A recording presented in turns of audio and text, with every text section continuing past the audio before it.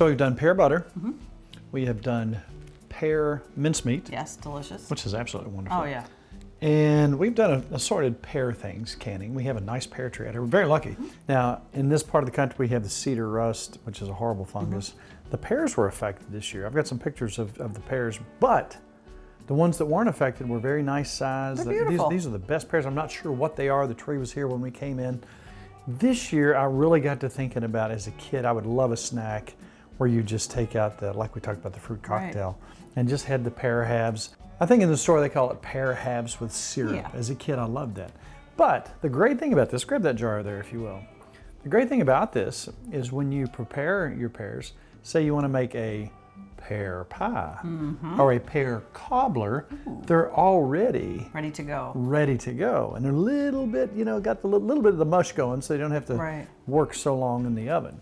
Now we're just going to show you how to do this on a jar-to-jar basis. If you have a few pears here and a few pears there, this is how to put them up. This will do 1 quart, what we're going to do. Mathematically, just multiply if you have more.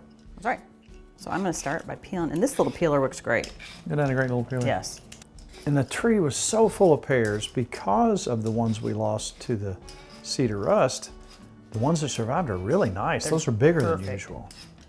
Nice sweet pears. Now the most work is this, the peeling of these pears. Something you can do, now it's easy for us as only have 5, is we have salt water here, and as you're cutting the pears, if you put them in that salt water, they last quite a while. All right, now these are in salt water. This will keep them from turning brown. You can put a little lemon juice in there too, won't hurt a thing. Good idea. You know, and last night when I did it, I let them sit for quite a while and it kept them. It really works. We're going to take 2 cups of water. How much sugar? That is half a cup of sugar. Half a cup of sugar. You get that boiling. That is your basic syrup. Now see, that's not as much syrup that was in the jelly, but it's enough to make them nice and sweet and preserve. So now something that we are going to do with these jars is we're going to hot bath them. How long for a quart, Nikki? A quart was 30 minutes and 25 minutes for a pint. For a pint. So pretty close. And I'm using my hand here. I'm going to get as many as I can in here. Now she is using her hand, but obviously it's going to be boiled. That's right. I want to stuff them in here tight. So we'll be just fine. And we actually cut 6 pears, but I think 5 is going to fit just perfect in here. Those are some pretty good sized pears for the old country tree.